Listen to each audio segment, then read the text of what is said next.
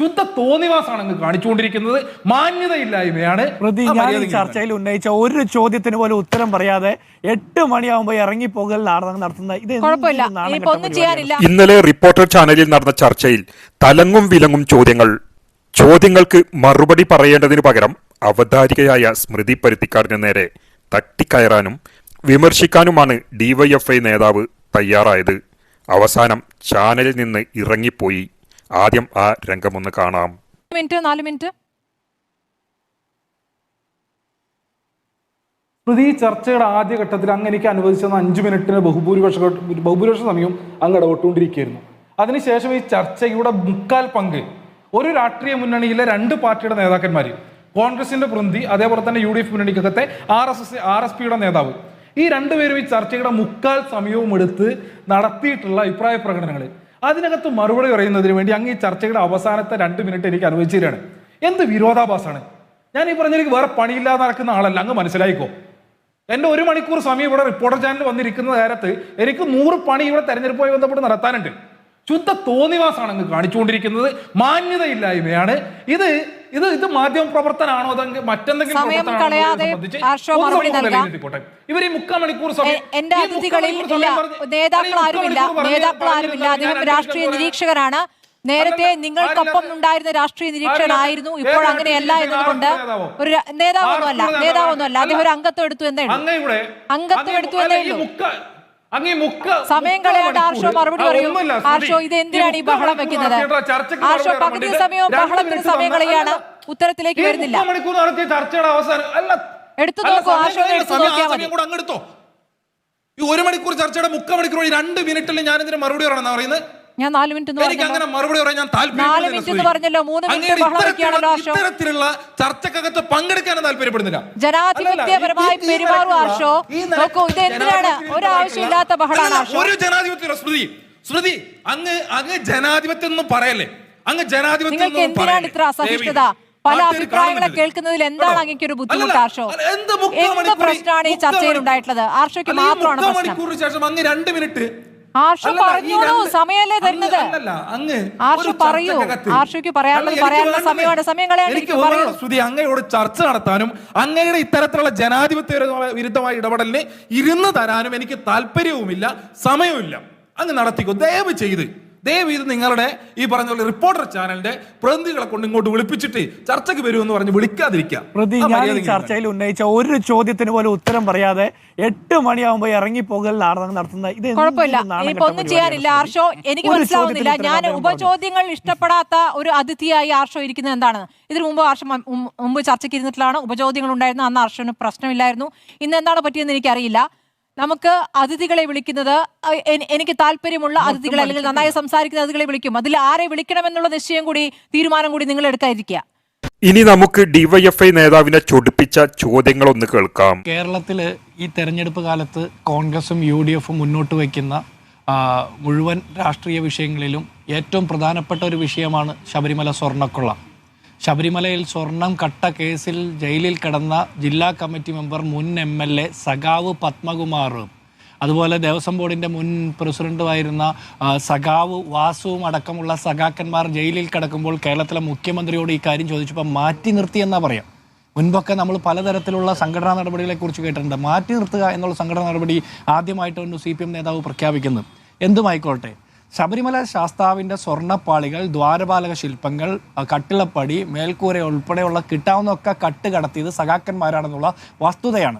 കേരളത്തിലെ സാധാരണക്കാരായിട്ടുള്ള മനുഷ്യരെ സകലമാന രീതിയിലും കൊള്ളയടിച്ച് അവരുടെ പോക്കറ്റ് കാലിയായപ്പോൾ ശബരിമല ശാസ്താവിൻ്റെ വരെ സ്വർണം കക്കുന്ന രീതിയിലേക്ക് അധപതിച്ച സഖാക്കന്മാരെ സംരക്ഷിക്കുന്നത് പിണറായി വിജയൻ സർക്കാരാണ് എന്നുള്ളതാണ് ഏറ്റവും വലിയ രാഷ്ട്രീയ മുദ്രാവാക്യം. കഴിഞ്ഞ പഞ്ചായത്ത് തെരഞ്ഞെടുപ്പിലും ഞങ്ങളത് പറഞ്ഞിട്ടുണ്ട്, അതിനുശേഷവും പറയുന്നുണ്ട്, ഈ തെരഞ്ഞെടുപ്പിലും പറയുന്നുണ്ട്. ഒരു സർക്കാരിനെ സംബന്ധിച്ചിടത്തോളം ജനങ്ങൾക്ക് കൊടുക്കുന്ന വിശ്വാസത്തിൻ്റെ വഞ്ചനയാണ് ഇക്കാര്യത്തിൽ നടന്നിട്ടുള്ളത്. ഇനി നമ്മൾ നോക്കും, വികസനത്തെക്കുറിച്ചാണ് പറയുന്നതെങ്കിൽ ഏത് വികസനത്തെക്കുറിച്ചും ഡിബേറ്റ് ചെയ്യാൻ ഞങ്ങൾ തയ്യാറാണ്.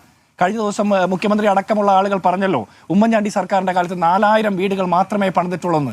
പക്ഷെ വസ്തുതകൾ, നിയമസഭാ രേഖകൾ എല്ലാം പുറത്തു വരുമ്പോൾ 4,58,976 വീടുകൾ ഉമ്മൻചാണ്ടി സർക്കാരിൻ്റെ 5 വർഷക്കാലം കൊണ്ട് പൂർത്തിയാക്കിയെന്നും 10 വർഷമെടുത്ത് പിണറായി വിജയൻ സർക്കാരിന് അത്രയും വീടുകളെ പണിയാൻ പറ്റിയുള്ളൂ എന്നുള്ള സത്യം പുറത്തു വന്നപ്പോൾ വികസന ചർച്ച വിട്ടു അവർ.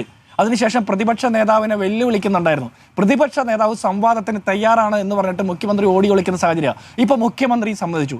ഞാൻ ഒരു കാര്യം അർദ്ധശങ്കയ്ക്കിടയില്ലാതെ പറയാം. ഈ തെരഞ്ഞെടുപ്പിന്റെ സ്ട്രാറ്റജി തീരുമാനിച്ചത് നാളിതുവരെ ഈ തെരഞ്ഞെടുപ്പിന്റെ പ്രചരണ പരിപാടികൾ മുന്നോട്ട് പോകുന്നത് UDF തീരുമാനിക്കുന്ന രീതിയിലാണ്. മുഖ്യമന്ത്രി പിണറായി വിജയൻ ആർജവമുണ്ടെങ്കിൽ പണ്ട് ബ്രണ്ണൻകോളേന്റെ വരാന്തയിലെ ഊരിപ്പിടിച്ച വാളിൻ്റെ ഇടയിലും മറ്റേ തോക്കിന്റെ മുമ്പിലൂടെയും പ്രത്യേക ആക്ഷൻ കാണിച്ചു കിടന്നു തള്ളി നടത്തുന്ന പിണറായി വിജയൻ ആ തള്ളു നിർത്തിയിട്ട് ധൈര്യമുണ്ടെങ്കിൽ പ്രതിപക്ഷ നേതാവ് VD സതീശന്റെ മുൻപിൽ വന്ന് VD സതീശനോടൊപ്പം പരസ്യ സംവാദത്തിന് കേരളത്തിലെ മുഴുവൻ മുഖ്യധാരാ മാധ്യമങ്ങളുടെ മുൻപിൽ പരസ്യമായി ലൈവ് സംവാദത്തിന് തയ്യാറുണ്ടോ എന്ന് ചോദിക്കുമ്പോൾ അദ്ദേഹം തയ്യാറുണ്ടെന്ന് സമ്മതിച്ചല്ലോ. ഇനി ആ സംവാദം നടന്നാൽ മതി. ഞങ്ങൾ UDFകാർ മാത്രമല്ല, വിശ്വാസികളും അവിശ്വാസികളുമായിട്ടുള്ള സകല മനുഷ്യരും കേരളത്തിൽ കുറെ കാലങ്ങളായി പാടുന്നതാണ് പോറ്റിയെ കേറ്റിയെ എന്നുള്ള പാട്ട്. അതിന് കാരണം എന്താ? സഖാക്കന്മാരുടെ വീട്ടിലുള്ള കുട്ടികൾ പോലും യാദൃശികമായിട്ട് ആ പാട്ട് പാടുന്ന രീതിയിൽ അത്രത്തോളം ജനകീയവൽക്കരിക്കപ്പെട്ട ഒരു പാരഡി ഗാനമാണ്. സകല മനുഷ്യർക്കും ന്യായീകരിക്കാൻ വരുന്ന പിണറായിസ്റ്റുകൾ അടക്കമുള്ള സകല മനുഷ്യർക്കും അറിയാം ശബരിമല ശാസ്താവിന്റെ സ്വർണം കട്ടത് സഖാക്കന്മാരുടെ നേതൃത്വത്തിലാണ്. ഇനി ഇവർ അതിന് ബദലായിട്ട് സോണിയാഗാന്ധിയോടൊപ്പമുള്ള പടമില്ലേ? ഉണ്ട്. അതിനെന്താ നടപടി? നിങ്ങൾ നടപടി സ്വീകരിച്ചോ? സോണിയാഗാന്ധിക്ക് അക്കാര്യത്തിൽ എന്തെങ്കിലും ബന്ധമുണ്ടെന്ന് ആക്ഷേപം ഉന്നയിച്ചാൽ പോരാ. ആഭ്യന്തര വകുപ്പ്, വിജിലൻസ്, ഇന്റലിജൻസ്, സകലമാന കാര്യങ്ങളും കയ്യിലുള്ള പിണറായി വിജയന്റെ പാർട്ടിയുടെ നേതാക്കന്മാർ ആക്ഷേപം ഉന്നയിച്ചാൽ പോരാ, നടപടി സ്വീകരിക്കണം. ഈ രാജ്യം ഭരിക്കുന്ന സർക്കാർ, നരേന്ദ്രമോദിയുടെ സർക്കാർ, സോണിയാഗാന്ധിയും രാഹുൽ ഗാന്ധിയും കോൺഗ്രസിന്റെ ഇന്ത്യ മുന്നണിയുടെ കൊല്ലാവുന്ന എല്ലാ നേതാക്കന്മാരെയും വേട്ടയാടുന്ന ഒരു കാര്യമാണ് ഈ നാട്ടിൽ നടക്കുന്നത്. ആ സമയത്ത് സോണിയാഗാന്ധിക്കെതിരെയുള്ള പരാതി ഇവർക്ക് കേന്ദ്രത്തിനും കൊടുക്കാമല്ലോ. കേന്ദ്രവും കേരളവും കൂടി അങ്ങ് വേട്ടയാടിക്കോട്ടെ, അവർ ചോദിക്കട്ടെ. അപ്പോൾ ഞങ്ങൾക്കൊരു ചോദ്യമുണ്ട്.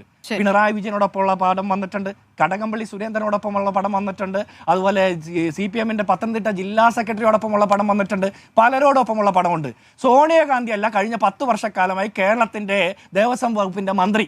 സോണിയാഗാന്ധി അല്ല കഴിഞ്ഞ 10 വർഷക്കാലമായി കേരളത്തിലെ അധികാര കേന്ദ്രം പിണറായി വിജയനാണ്. കേരളത്തിലെ മറ്റേ ദേവസ്വം വകുപ്പ് ഭരിക്കുന്നത് CPM ആണ്. അതുകൊണ്ട് ഇനിയും ഇവർ പറയാണ് സോണിയാഗാന്ധിക്ക് അതിൽ ബന്ധമുണ്ടെന്ന് പറഞ്ഞാൽ ഇവർ പറയണം 10 വർഷക്കാലമായിട്ട് ഇവരുടെ സർക്കാരിൽ ഇൻഫ്ലുവൻസ് ചെലുത്താൻ പാകത്തിൽ ശക്തയായ നേതാവാണ് സോണിയാഗാന്ധി എന്ന് ഇവർ സമ്മതിക്കണം.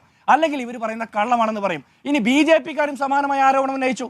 ക്ലിഫ് ഹൗസിലേക്ക് പോറ്റിയെ കയറ്റി സ്വർണം കട്ട പിണറായി വിജയന്റെ പാർട്ടിക്കെതിരെ ഒരു മുദ്രാവാക്യം വിളിക്കാതെ സോണിയാഗാന്ധിയിൽ ആരോപണം ഉന്നയിച്ച് പ്രിയങ്ക ഗാന്ധിയുടെ ഓഫീസിലേക്ക് മാർച്ച് നടത്തിയ BJPക്കാരുണ്ട് ഈ നാട്ടിൽ.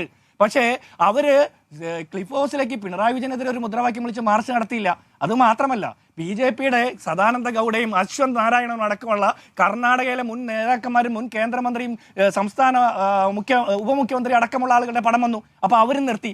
പക്ഷേ പോറ്റിയെ കേറ്റിയെ എന്നുള്ള പാട്ട് അന്നും ഇന്നും എന്നും പാടാനായിട്ട് ഉറപ്പുള്ളത് കോൺഗ്രസിനും UDFനുമാണ്. ഇനി കൊടിമരമായി സ്വർണം പൂശിയതുമായി ബന്ധപ്പെട്ട ആരോപണം ഉന്നയിച്ചല്ലോ, ഒരുപാട് ആക്ഷേപം ഉന്നയിച്ചല്ലോ. ഹൈക്കോടതി ക്ലീൻ ചീറ്റ് നൽകിയെന്ന് മാത്രമല്ല, ഹൈക്കോടതിയുടെ അഭിഭാഷക കമ്മീഷന്റെ നേതൃത്വത്തിൽ നടത്തിയ ഹൈക്കോടതി റിപ്പോർട്ടുകൾ അംഗീകരിച്ച ഒരു കാര്യമാണ്. ഇവർ ആരോപണം ഉന്നയിച്ചോട്ടെ, പക്ഷെ സകല സഖാക്കന്മാർക്കും പ്രജ്ഞ നഷ്ടപ്പെടാത്ത, സാമാന്യബോധം നഷ്ടപ്പെടാത്ത സകല സഖാക്കന്മാർക്കും അറിയാം ശബരിമല ശാസ്താവിന്റെ സ്വർണം കട്ടത് ഇവരാണ്. ഇനി അതും കഴിഞ്ഞ് ആഗോള അയ്യപ്പ സംഗമം നടത്തിയിട്ട് അതിൽ നിന്നും കോടികൾ കട്ടില്ല സ്മൃതി. അതിൽ സോണിയാഗാന്ധിക്ക് ബന്ധമുണ്ടെന്ന് പറയോ? അതിൽ മറ്റാർക്കെങ്കിലും ബന്ധമുണ്ടെന്ന് പറയോ? കിടന്ന കിടക്കയടക്കം അടിച്ചുകൊണ്ട് പോയില്ലേ? ഇപ്പോഴും അതിന്റെ കണക്ക് കൃത്യമായിട്ട് കൊടുക്കാൻ ഇവർക്ക് പറ്റിയിട്ടുണ്ടോ? ഇവരെവിടെ തുടങ്ങിയാലും കണക്കില്ലാത്ത കളവ് നടത്താൻ വേണ്ടി മാത്രമാണ് പിണറായി വിജയന്റെ പാർട്ടിയും ഈ സർക്കാരും ശ്രമിച്ചിട്ടുള്ളതെന്നുള്ള വ്യക്തമായ തെളിവുകളാണ് പുറത്തിരിക്കുന്നത്. ശരി.